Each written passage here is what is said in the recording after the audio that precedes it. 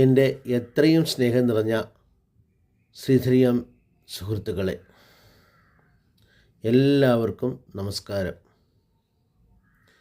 ഇന്ന് നമുക്ക് ശിവരാത്രിയും ജ്യോതിഷവും തമ്മിൽ എന്താണ് ബന്ധം, ശിവരാത്രി നമുക്ക് ഒരു പരിഹാര ദിവസമായി എടുക്കാൻ പറ്റുമോ എന്നൊന്ന് ചിന്തിച്ചു നോക്കാം.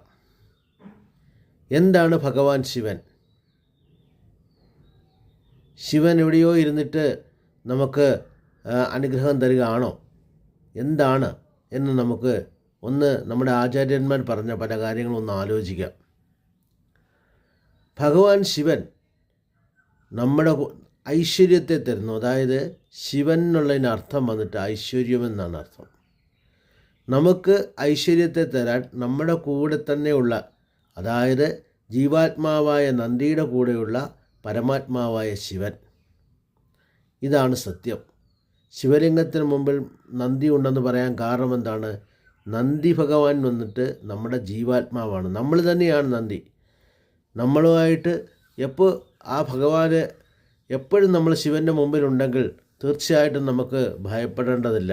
ഈ ജീവിതം എന്തൊക്കെ ബുദ്ധിമുട്ടുണ്ടെങ്കിലും, എന്തൊക്കെ സാഹചര്യങ്ങൾ നമുക്കെതിരായാലും, എന്നും നമ്മുടെ എല്ലാ ജന്മത്തിലും സുഹൃത്തുക്കളെ ഭഗവാൻ ശിവനെ പറ്റി പറഞ്ഞു കഴിഞ്ഞാൽ, ശാസ്ത്രീയം എന്ന് പറയുന്ന നമ്മുടെ ഇപ്പോഴത്തെ സയൻസ് അനുസരിച്ച് നോക്കിയാൽ എല്ലാ ജ്യോതിർഗോളങ്ങളും, എല്ലാ പ്ലാനറ്റ്സും, സൂര്യനടക്കം വളരെ സ്പീഡിൽ ഏതോ ഒരു സെൻറ്ററിനെ ചുറ്റിക്കൊണ്ടിരിക്കുന്നെന്ന് സയൻസ് തന്നെ സമ്മതിക്കുന്നുണ്ട്. അതായത് ഇപ്പോഴത്തെ സയൻസ് തന്നെ സമ്മതിക്കുന്നുണ്ട്.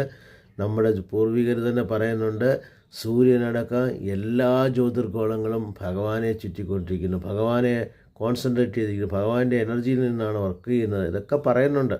അപ്പോൾ എന്താണ് നമ്മൾ ഭഗവാൻ ശിവൻ എന്ന് പറയുന്നത്?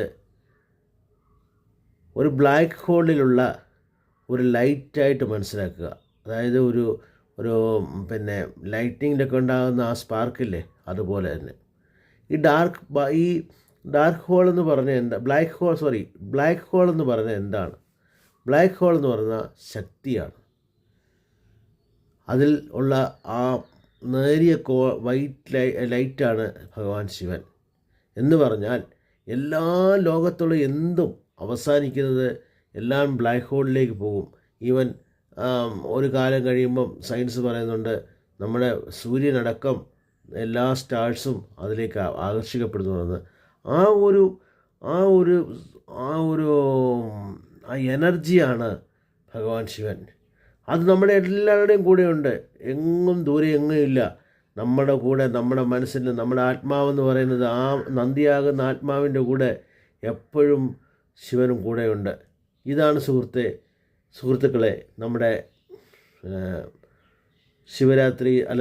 ശിവൻ എന്ന് പറയുന്നത്. ഇനി നമുക്ക് ശിവരാത്രിയെ പറ്റി ചിന്തിക്കാം. എന്താണ് ശിവരാത്രി? നിങ്ങൾക്കറിയാമായിരിക്കും ഈ ഒരു ദിവസത്തിൻ്റെ പ്രത്യേകത. നിങ്ങൾ ഇന്ന് ജ്യോതിർഗോളങ്ങളെ നിരീക്ഷിക്കാൻ പറ്റുമെങ്കിൽ നോക്കുക. സൂര്യൻ അസ്തമിക്കുമ്പോഴും സൂര്യൻ ഉദിക്കുമ്പോഴും 28-ാം തീയതി വരയ്ക്കും 7 പ്ലാനറ്റ്സ് നമുക്ക് നേരിട്ട്, അതിലെ ഏകദേശം 5 പ്ലാനറ്റ് നമുക്ക് നേരിട്ട് കാണാൻ പറ്റും. ഭൂമിയിൽ നിന്നുകൊണ്ട് നേരിട്ട് കാണാൻ പറ്റും. സൂര്യൻ ഏകദേശം അസ്തമിക്കുന്ന സമയത്ത് നോക്കിയാലും സൂര്യൻ ഉദിക്കുന്നതിന് മുമ്പ് നോക്കിയാലും ഏകദേശം കാണാമെന്നാണ് അസ്ട്രോണമേഴ്സ് പറയുന്നത്. ഒന്ന് ശ്രദ്ധിച്ച് നോക്കുക. അതിൽ യുറാനസ്, നെപ്റ്റ്യൂൺ അടക്കം നോക്കുമ്പോൾ 7 പ്ലാനറ്റ്സ് വരും. ഇത് വളരെ റയർ ഫെനോമെനാണ്. ഇത് ഈ സമയത്ത് സംഭവിക്കുന്നു. ഈ കുംഭമേളയുമായിട്ട് അനുബന്ധിച്ച് ഇത് സംഭവിക്കുന്നുണ്ട്. ഇത് വളരെ ഈ വർഷം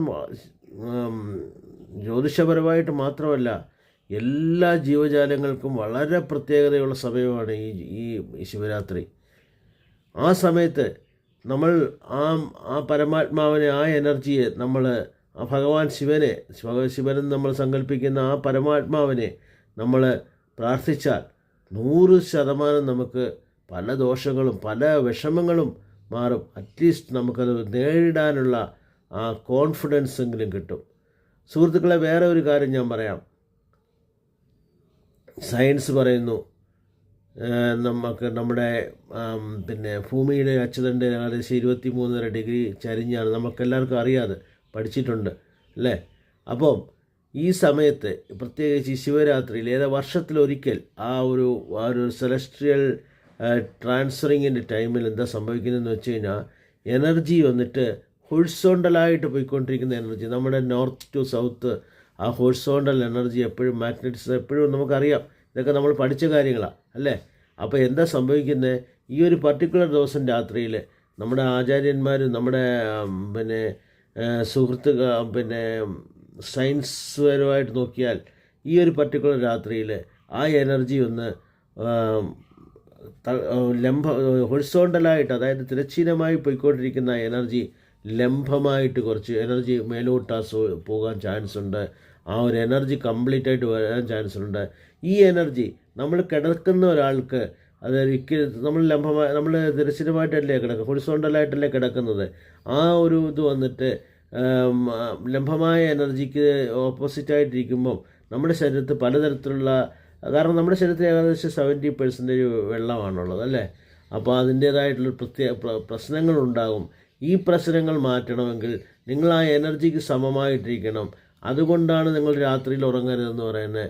ഇതാണ് പഴയ ആചാര്യന്മാർ നമ്മുടെ സയൻസും നമ്മുടെ എന്താ പറയുന്നത് ജ്യോതിഷവും എല്ലാം ചേർത്ത് നമ്മളോട് പറഞ്ഞിരിക്കുന്നത് ശിവരാത്രിക്ക് വ്രതമെടുക്കാൻ പറയുന്നത്. ഇതൊന്ന് മനസ്സിലാക്കൂ. ശിവരാത്രിക്ക് ഉറങ്ങാതിരിക്കാൻ വേറെ ഒന്നും കാര്യമല്ല. ഭഗവാൻ ശിവനെ വിളിക്കുമെന്നും ആ എനർജി അബ്സോർബ് ചെയ്യുന്ന ഒരു സൈഡ് വന്നിട്ട് നമുക്ക് ശരീരത്തിലുണ്ടാകുന്ന ആ നെഗറ്റീവ് ഇമ്പാക്റ്റ് ഇല്ലാതാക്കുക എന്നുള്ളതാണ്. അപ്പോൾ സുഹൃത്തുക്കളെ, നിങ്ങൾ ശിവരാത്രിയെപ്പറ്റി ഏകദേശം മനസ്സിലാക്കി കാണും. ഇനി ഞാൻ ആ പരിഹാരങ്ങളെപ്പറ്റി പറയാം. നമുക്കതിനുള്ള ആവശ്യം എവിടെയൊക്കെ ശനി ഭഗവാന്റെ ദോഷങ്ങളുണ്ടോ, എവിടെയൊക്കെ ഏതൊക്കെ ജാതകത്തിൽ ശനി ഭഗവാൻ നെഗറ്റീവായിട്ട് വർക്കാകുന്നോ, തീർച്ചയായിട്ടും ആ negative energy, not negative energy അല്ല, ആ ഒരു എനർജിയെ വന്നിട്ട് ബാലൻസ് ചെയ്യാൻ ആ ഒരു എനർജി, അതായത് ആ ശക്തമായ ശിവചൈതന്യത്തിന് മാത്രമേ പറ്റുള്ളൂ. അതുകൊണ്ടാണ് നമ്മൾ പറയുന്നത് ശനി ഭഗവാന് ദോഷമുണ്ടെങ്കിൽ നിങ്ങൾ ശിവൻ്റെ അടുക്ക പോകൂ, കാലഭൈരവരുടെ അടുക്ക പോകാൻ പറയും. എന്താണ് ഈ കാലഭൈരവർ? കാലഭൈരവർ എന്ന് പറഞ്ഞാൽ എക്സാക്ട്ലി ശിവൻ്റെ ആ എനർജിയാണ്. അപ്പം ശനി ഭഗവാന്റെ ഗുരു ആരാണ്? കാലഭൈരവനാണ്. നിങ്ങൾ കാലഭൈരവരെ തൊഴുത് കഴിഞ്ഞാൽ എല്ലാ ദോഷവും മാറും. നിങ്ങൾ കാശിക്ക് പോയാൽ എല്ലാ ദോഷവും മാറും. ഇപ്പം മഹാകുംഭമേളയിൽ പങ്കെടുത്താൽ നമുക്ക് അവിടെ നമ്മളവിടെ ഗംഗയിൽ കുളിച്ചു കഴിഞ്ഞാൽ നമ്മുടെ പാപങ്ങളെല്ലാം കഴുകിത്തരുമെന്ന് പറയാൻ കാരണം എന്താണെന്ന് വെച്ച് കഴിഞ്ഞാൽ ശനിയുടെ ആ എനർജി, നമ്മുടെ കർമ്മകാരകനായിട്ടുള്ള ശനിയാണല്ലോ നമ്മുടെ കഴിഞ്ഞ ജന്മങ്ങളിലെ നമ്മുടെ ദോഷങ്ങളെയൊക്കെ നമുക്ക് തരുന്നത്. ആ ദോഷങ്ങളാണല്ലോ നമുക്ക് ജീവിതത്തിൽ പ്രശ്നങ്ങൾ ഉണ്ടാക്കുന്നത്. തീർച്ചയായിട്ടും അതിനെ ബാലൻസ് ചെയ്യാൻ ആ കാലഭൈരവർക്ക് പറ്റുള്ളൂ. കാലഭൈരവർ എന്ന് പറഞ്ഞാൽ മഹാശിവനാണ്. ആ ശിവഭഗവാനെ ഇന്ന് പ്രത്യേകിച്ച് 26-ാം തീയതി ആണല്ലോ ശിവരാത്രി. നിങ്ങൾ ദയവ് ചെയ്ത് ഭഗവാനെ വിളിക്കൂ. അതായത് ലോകത്തെ ഏറ്റവും ശക്തപ്പെട്ട മന്ത്രമായിട്ടുള്ള ശക്തി പഞ്ചാക്ഷരി എന്ന് നമ്മൾ പറയും. എന്താ പറയുന്ന ബ്ലാക്ക് ഹോളും ആ ലൈറ്റ് ആ ഒരു നേർത്ത ലൈറ്റും ഇതെല്ലാം ഒന്ന് മനസ്സുകൊണ്ട് ആലോചിച്ച് നോക്ക്. അതുതന്നെയാണ് ശക്തിയും ശിവനും. അവരെ വന്നിട്ട് ആ ഒരു ദിവസം ആ എനർജി ഏറ്റവും കൂടുതലുള്ള സമയത്ത്, ആ കോസ്മിക് എനർജി ഭൂമിയിലേക്ക് വരുന്ന സമയത്ത്, ഏറ്റവും കൂടുതലുള്ള സമയത്ത് നമ്മൾ പ്രാർത്ഥിച്ച എളുപ്പമാണ് നമുക്ക് പല കാര്യങ്ങളും സാധിക്കാൻ. സുഹൃത്തുക്കളെ, ഇത് വെറുതെ പറയുന്നതല്ല, ചെയ്തു നോക്കി. പല ശിവക്ഷേത്രങ്ങളും അന്ന് പല അഭിഷേകങ്ങളുണ്ട്. രാത്രിയിൽ പങ്കെടുത്ത് നിങ്ങളെല്ലാവരും അതിൻ്റെ പ്രയോജനം അടയും. ഇതെൻ്റെ ഒരു എളിയ അഡ്വൈസല്ല, എളിയ ഒരു റിക്വസ്റ്റാണ്. എല്ലാവരും നന്നായിരിക്കട്ടെ. നമസ്കാരം. എൻ്റെ ഈ വീഡിയോ കാണുന്നവർക്ക് ദയവ് ചെയ്ത് സബ്സ്ക്രൈബ് ചെയ്യാനും ഷെയർ ചെയ്യാനും മറക്കരുതേ.